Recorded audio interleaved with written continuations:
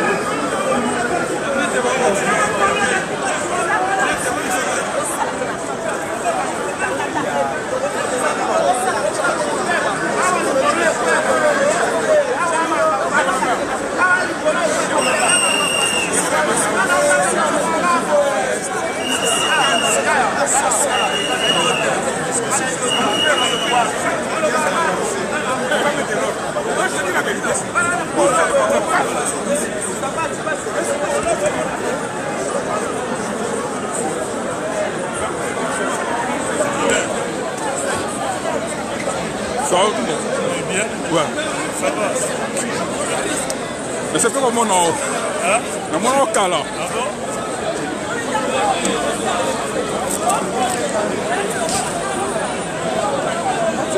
Angèle. Ça va? Bonjour. Bien, très bien.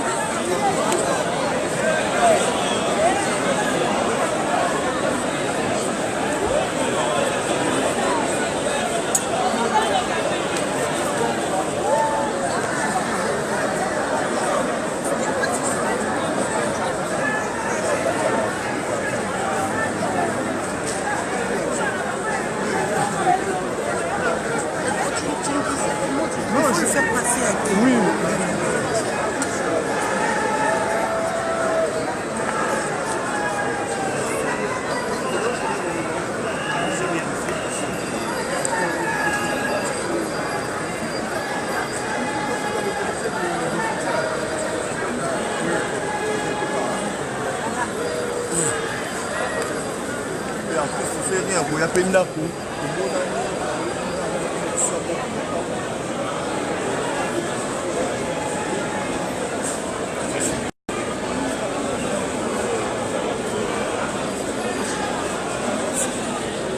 Mesdames et messieurs, le président de la République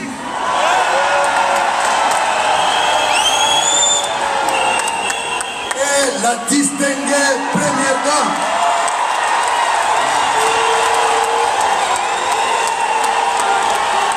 Sous vos applaudissements, le président de la République, Félix Antoine Tshisekedi Tshilombo, et la distinguée première dame, Madame Denise Nyakeru Tshisekedi, sous vos applaudissements, le chef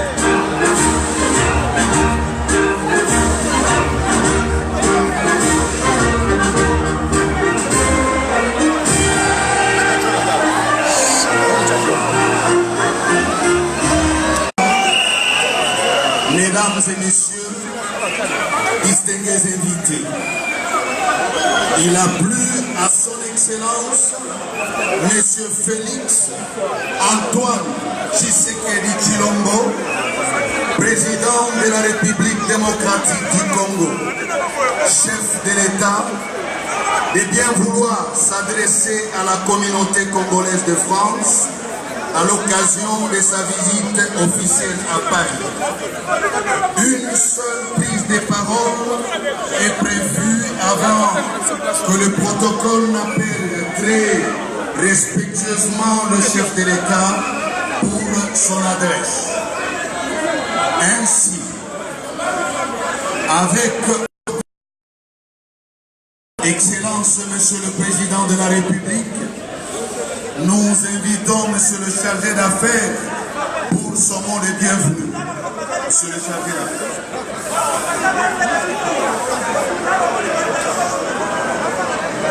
Voilà. Très respectueusement, Excellence, Monsieur le Président de la République, qu'il plaise à votre Excellence de bien vouloir prendre la parole pour votre adresse. Excellence.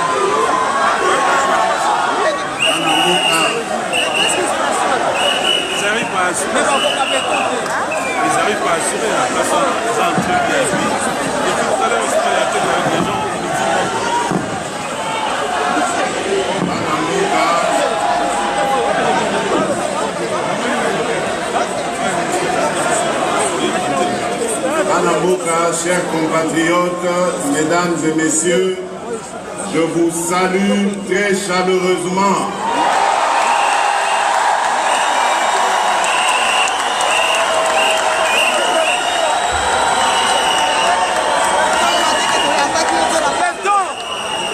En même temps, je vous transmets les salutations de nos compatriotes restés au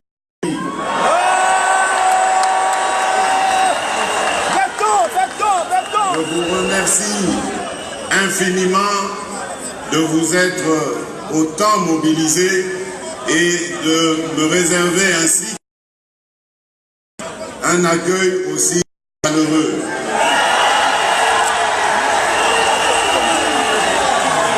Par cette mobilisation, vous envoyez un message clair à ceux qui pensent que le pouvoir que j'incarne aujourd'hui n'est pas celui du peuple.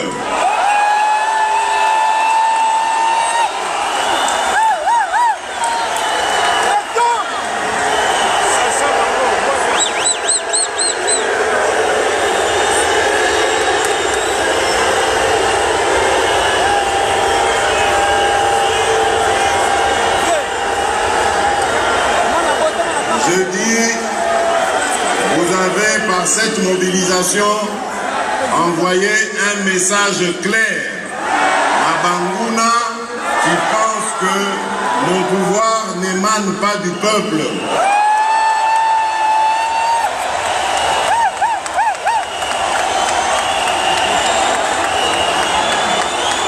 Ainsi, après Bruxelles, il y a quelques semaines, voici maintenant Paris.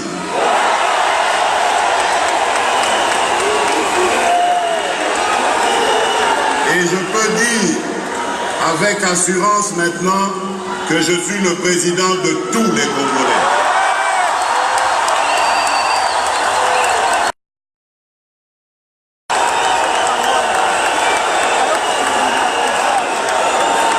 Merci beaucoup, chers compatriotes.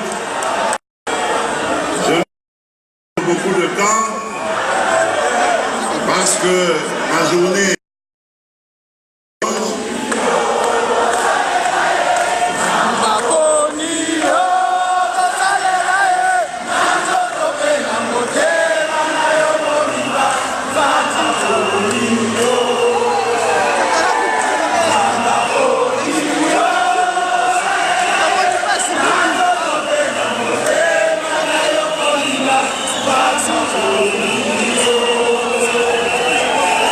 merci beaucoup. Nzambe aponi ngai nakamba Congo, Congo ebonga, bakongole babonga. Esengeli tokumisa ye. Merci encore, merci pour vos prières, merci pour votre soutien. Je prends le serment ici et vous promettre que jamais je ne trahirai le Congo.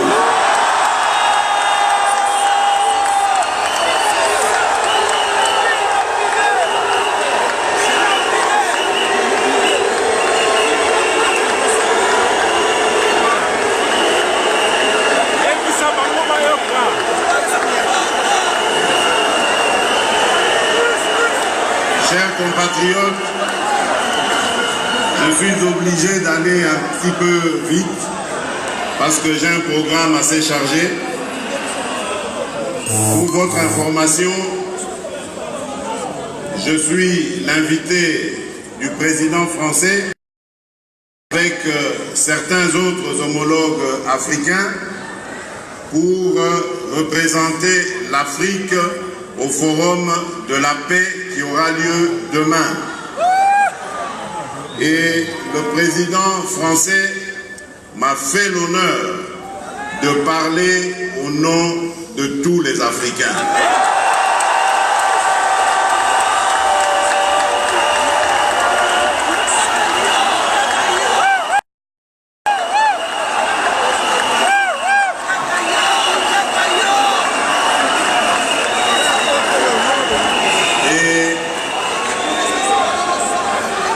Ce soir, en prélude à l'événement de demain, il nous a invités avec les homologues à prendre part à un dîner qu'il organise avant évidemment que nous ayons, lui et moi, demain, un tête-à-tête pour parler des relations franco-congolaises.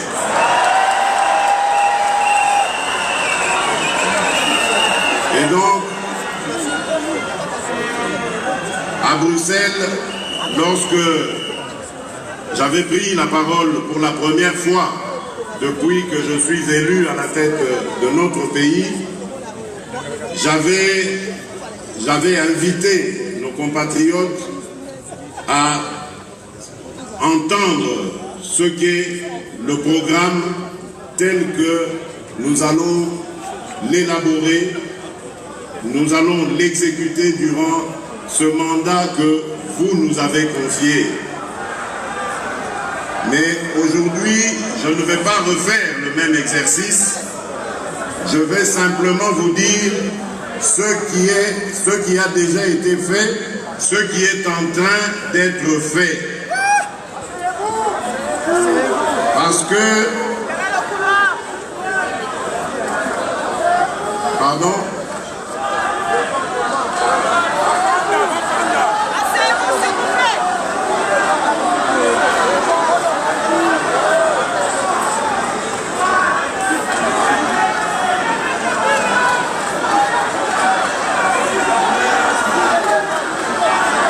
Oui, nous allons peut-être ensuite vous entendre, vous écouter, car comme vous le savez,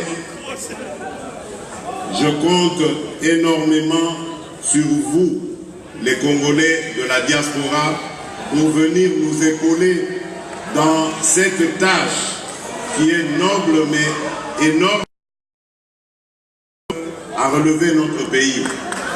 Je suis des vôtres, j'ai grandi parmi vous et je me sentirai vraiment à l'aise, complètement à l'aise, si vous rentrez dans votre pays comme nous l'avons fait pour ensemble, avec ceux qui sont au pays, redresser notre pays.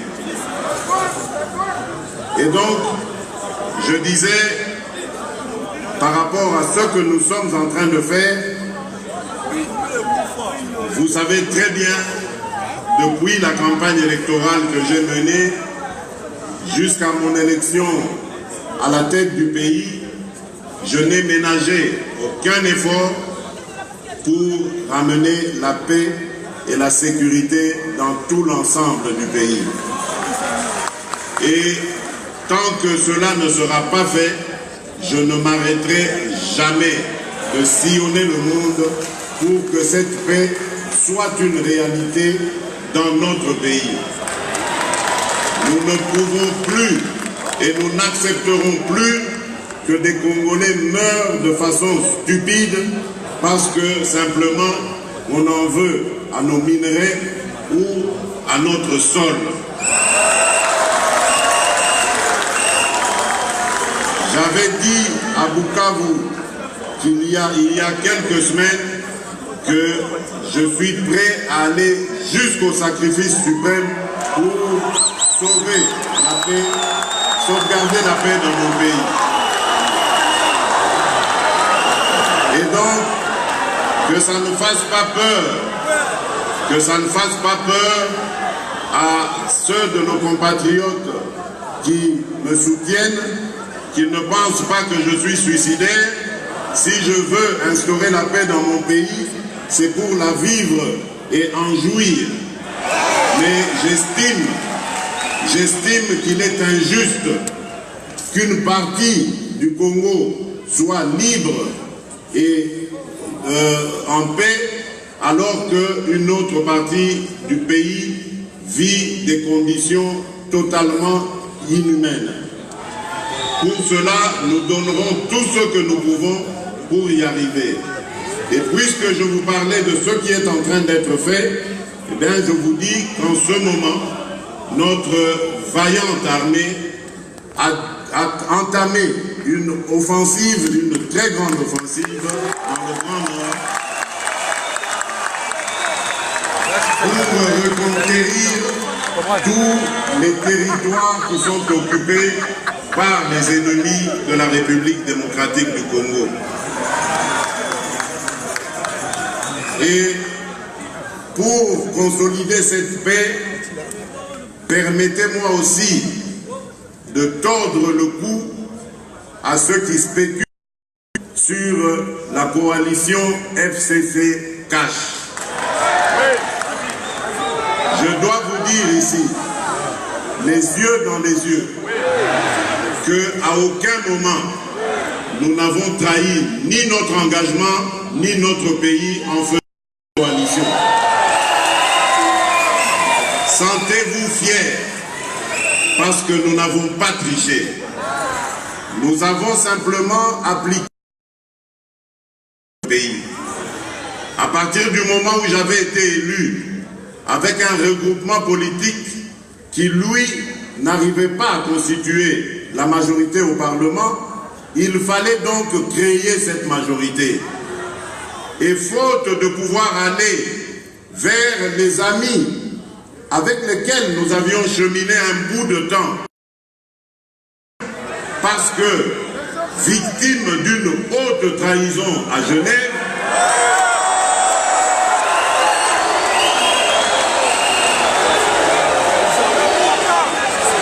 nous n'avons pas eu d'autre choix que de constater la réalité qui faisait que le FCC arrivait en tête des regroupements et à lui tout seul déjà, il faisait la majorité, mais nous avons dit, nous n'allons pas le laisser diriger le gouvernement seul, compte tenu de ce que vous savez, et donc il fallait que politiquement, nous nous mettions en coalition pour gouverner ensemble ce pays. Et je dois dire que nous avons très bien réussi, parce que le cash, à lui tout seul au Parlement, représente que 10% simplement des députés. Or, au gouvernement, nous avons réussi à avoir 35% des ministres. Et la politique qui est menée de main de maître par le Premier ministre Sylvestre Ilunga Ilunkamba est celle que j'ai inspirée. Donc, ça signifie que ce qui va se passer se passera selon le programme du président de la République et selon la volonté du peuple congolais. Il n'y a donc pas à avoir honte à cela. Pour ceux qui veulent que justice soit faite, oui, justice doit être faite, mais pas n'importe comment. Moi qui vous parle, j'ai 1001 raisons de me venger sur tout ce que j'ai vécu dans ma vie. Et je ne vais pas, si je commence à le faire, commencer simplement avec nos amis du FCC. Dans ce cas, je dois reculer jusqu'aux années du régime du maréchal Mobutu. Mais maintenant, je me pose la question de savoir si je me lance dans une telle entreprise, est-ce que je pourrais servir encore le Congo et les Congolais? Est-ce que j'aurai encore le temps de prêcher l'amour et l'unité? Je ne crois pas. Voilà pourquoi j'ai dit, je vais renforcer les pouvoirs de la justice. Je vais renforcer l'état de droit pour que la justice elle-même puisse s'occuper de ses concitoyens, du présent comme du passé de notre pays. J'avais dit à Bruxelles qu'on ne fasse pas de moi un dictateur. Je ne suis pas venu pour régler des comptes personnels. Je suis une institution, je suis le président de tous les Congolais, bons et mauvais, et donc il faut laisser aux institutions le soin de régler les problèmes du Congo. Nous voulons, et je pense que nous instaurons un jour un tribunal pénal pour les crimes commis au Congo. Et ce tribunal sera institué au Congo.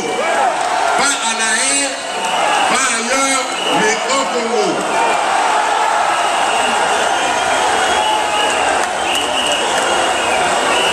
Et pour cela, nous avons besoin de renforcer les capacités de notre justice.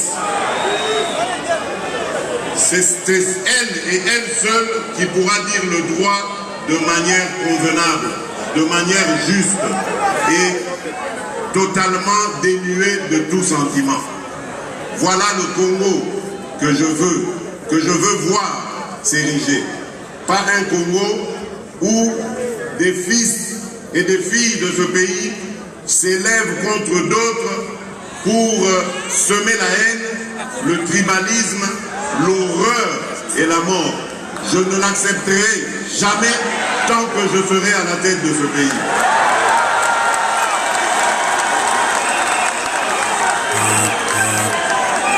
Toujours dans ce que nous sommes en train de faire, il y a le côté infrastructure. Vous savez très bien que sans infrastructure viable, sans infrastructure développée, il n'y a pas moyen d'avancer dans notre pays.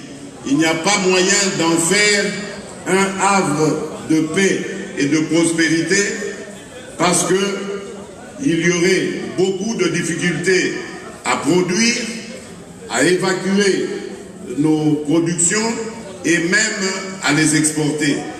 Voilà pourquoi, dans le programme des 100 jours que j'ai lancé avant l'entrée du gouvernement, j'avais privilégié le côté infrastructure. Aujourd'hui, je peux dire avec grande satisfaction que le Congolais peut quitter de Mwanda jusqu'à Chikapa par la route. Nous n'allons pas nous arrêter là. Nous allons continuer avec cet axe qui va aller jusqu'au Kananga, de Kananga à Mbujimaï, de Mbujimaï à Mweneditu, de Mweneditu à Lubumbashi, de Lubumbashi à Kasumbalesa et de Kasumbalesa en Afrique du Sud. Donc ça veut dire que nous allons réussir aujourd'hui à passer de l'Afrique de l'Est, de l'Ouest à l'Afrique de l'Ouest et même en allant vers le Sud. Voilà comment nous allons réussir à désengorger notre pays et à favoriser l'intégration régionale dont le Congo a tant besoin. D'un autre côté, nous allons très bientôt signer le contrat pour la construction du port en eau profonde de Banana. Les discussions sont très avancées, les partenaires sont là et nous allons avancer avec eux. Toujours dans le cadre de l'intégration régionale, nous allons aussi très bientôt jeter les bases ou les textes, les accords de la construction du pont route-rail entre Brazzaville et Kinshasa. Le rail qui va passer dessus va pouvoir aller jusqu'au port d'Ilebo. Et donc, avec le rail qui fait Matadi-Kinshasa, nous pourrons continuer évidemment sur Banana et relier donc Banana jusqu'au centre de la République démocratique du Congo. Du côté nord, nous allons développer, et les travaux ont commencé du côté kenyan, le fameux corridor nord, qui va passer par notre pays en montant vers l'Afrique de l'Ouest et du Nord. Tout cela, c'est pour désengorger le Congo, mais également de faciliter la libre circulation des biens qui vont, sans aucun doute, booster notre économie, nous permettre davantage de créer de la richesse et d'améliorer les conditions de vie de nos compatriotes. Bravo, bravo. Il n'a pas fini. Attendez. Douane, il n'a pas de douane. Je terminerai par le côté social. Vous avez dit, Papa Lobaki, le peuple d'abord. Aujourd'hui, ce qui n'était que constitutionnel est devenue réalité. La gratuité de l'enseignement est une réalité au Congo. Émotion, papa, douane. Nous nous sommes battus avec les maigres moyens que nous avons. Beaucoup ont même pronostiqué sur notre échec en disant ils n'ont pas réalisé dans quoi ils se jettent. Mais moi je peux vous dire aujourd'hui que malgré les difficultés, la gratuité de l'enseignement fondamental est une réalité. Nous allons aller en l'améliorant. C'est vrai qu'aujourd'hui, il y a encore beaucoup de difficultés, surtout dans la construction d'établissements scolaires, parce qu'on voit des classes qui sont en surnombre. Nous avons un besoin d'infrastructures scolaires, mais nous n'avons pas attendu d'avoir tous ces moyens, parce qu'on ne sait pas quand est-ce qu'ils vont arriver, pour lancer cette gratuité. Nous avons besoin d'un peuple éduqué, parce que c'est ce peuple qui sera le moteur de son développement. Donc, nous devons favoriser l'éducation, parce que par cette éducation viendra la justice et la paix. Des enfants qui ratent le parcours scolaire seront destinés au banditisme et à la délinquance, ce qui aura pour conséquence, une conséquence plutôt sur la sécurité et la paix dans le pays. Et donc pour l'éviter, il faut absolument que nous allions dans ce sens. Et nous demandons le soutien de tous nos compatriotes. Nous savons que c'est une période difficile à vivre, mais nous réussirons. La bonne nouvelle, c'est que les institutions financières internationales se sont saisies de cette affaire, ont compris notre programme et ont décidé de nous accompagner dans cette aventure. Nous ne reculerons pas. Au niveau de la mobilisation des recettes, nous avons également plusieurs chantiers, dont notamment celui de la numérisation, qui est aujourd'hui quasiment prêt.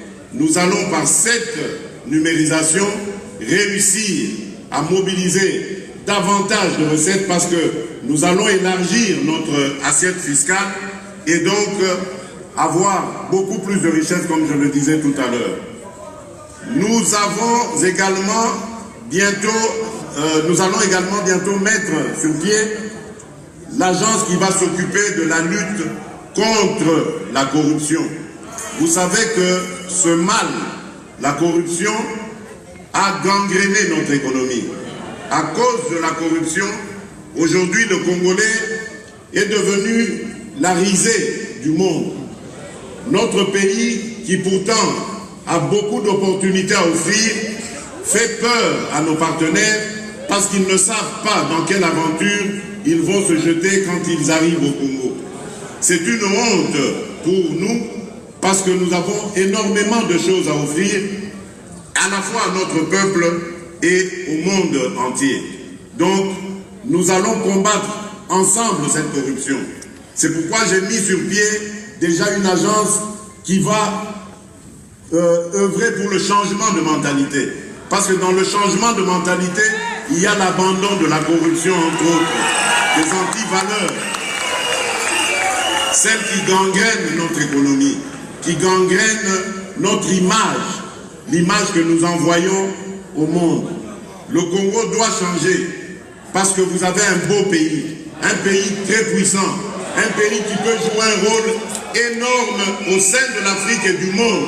Et je vous fais le serment que d'ici la fin de mon mandat, vous allez voir un Congo nouveau, un Congo fort, un Congo puissant et prospère, un Congo qui va parler de l'Afrique à travers le monde entier.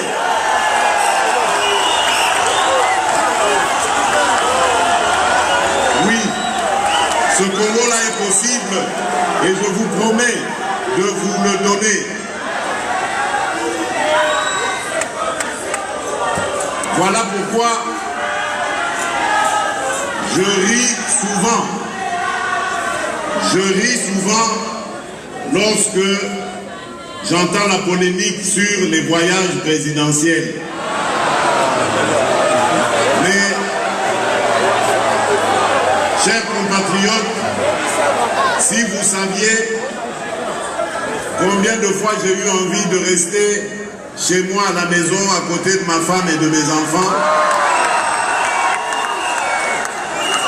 les voyages ne sont pas du tout une villégiature. Les voyages ne sont pas du tout une partie de plaisir. Les voyages sont vraiment des épreuves. Parce que partout où je vais, tout le monde veut avoir des nouvelles du Congo. Tout le monde veut avoir des informations sur le Congo. Et je fais un travail ensemble avec mes collaborateurs de chercher des investisseurs, de les rassurer, de tout faire pour les intéresser à venir chez nous, investir leurs capitaux et créer des emplois. Mais ce n'est pas du tout une villégiature, ce n'est pas du tout des vacances. Et ceux qui polémiquent, à ceux-là je leur dis, on a déjà ramené plus d'1,5 milliard grâce à ces voyages. Des voyages qui n'ont même pas coûté 50 millions de dollars. Mais on a déjà ramené plus d'1,5 milliard pour le Congo. Et nous allons continuer. Nous n'allons pas écouter ces mauvaises langues qui avaient déjà promis, rappelez-vous, qu'ils vont tout faire pour que les investisseurs ne viennent pas au Congo.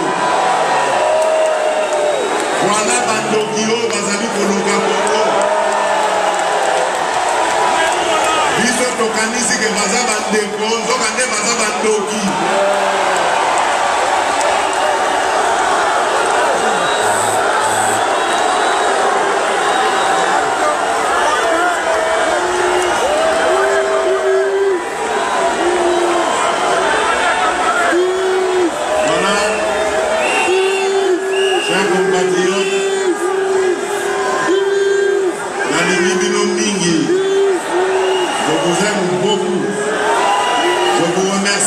Infiniment.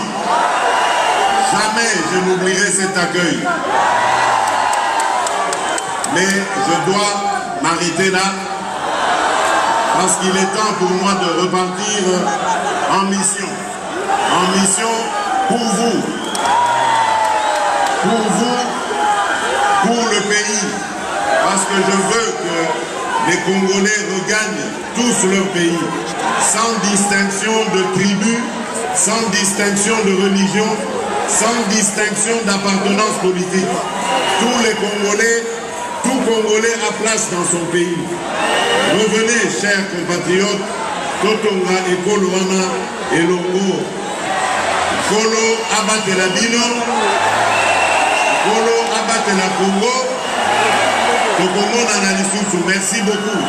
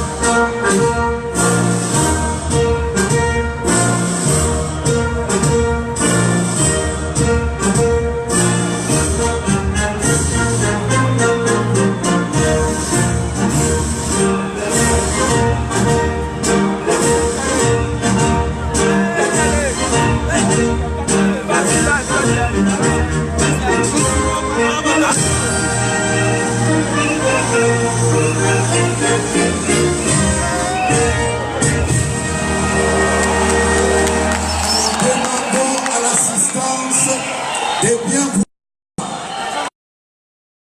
du couple présidentiel.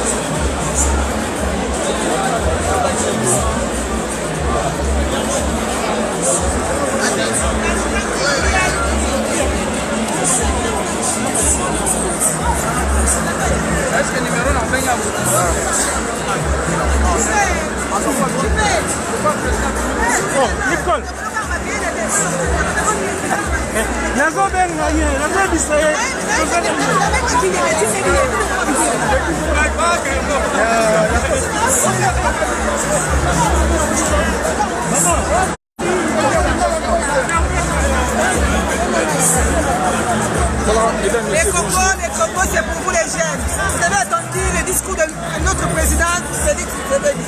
Les Congo, c'est pour nous, c'est pour vous, surtout les jeunes. Nous, on est fatigués. Nous, les darons, on est fatigués. On est là pour vous pousser seulement un coup de main. On est là derrière pour vous pousser. Mais vous, c'est l'avenir du Congo, les jeunes. Réveillez-vous un peu. Pensez à votre avenir, pensez à votre pays, Congo. Congo, c'est pour vous, les jeunes, pas pour nous. On est passé le temps ici en Europe, plus de 40 ans, 35 ans. Mais le Congo, c'est pour vous, les jeunes. C'est pour vous, les jeunes. Félix, il était jeune comme vous. Aujourd'hui, il est venu président du Congo. Donc, ça veut dire que vous aussi, si vous avez suivi ce qu'il est en train de dire là, le Congo, c'est pour vous. C'est pour vous, c'est pour vous, les jeunes. Ne dormez pas, ne filmez pas les chiffres. Pensez ce que le président vient de dire. Le Congo, c'est pour vous, les jeunes. Nous, on est là pour vous pousser le coup. Allez-y, je vous en prie, madame. Merci, mon fils. Merci, maman.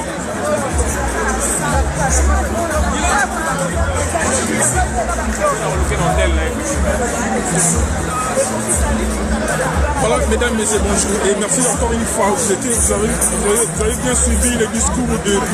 Président Félix Tshisekedi.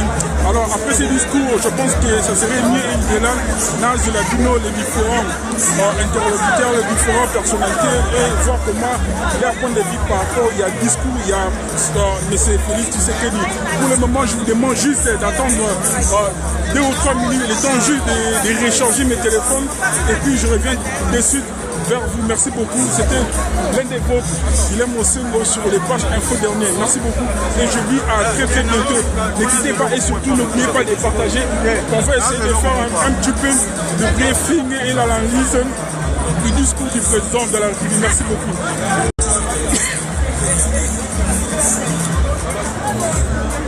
Ouais, mon frère. Ouais, alors. Alors, mon frère.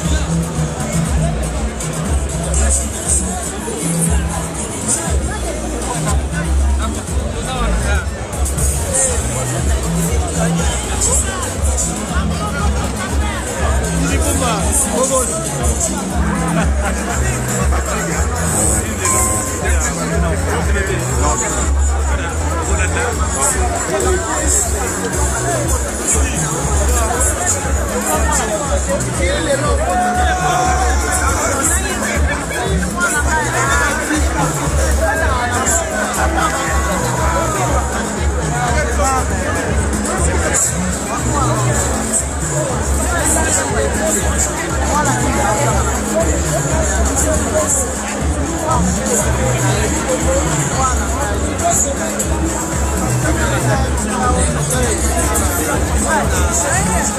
Aí,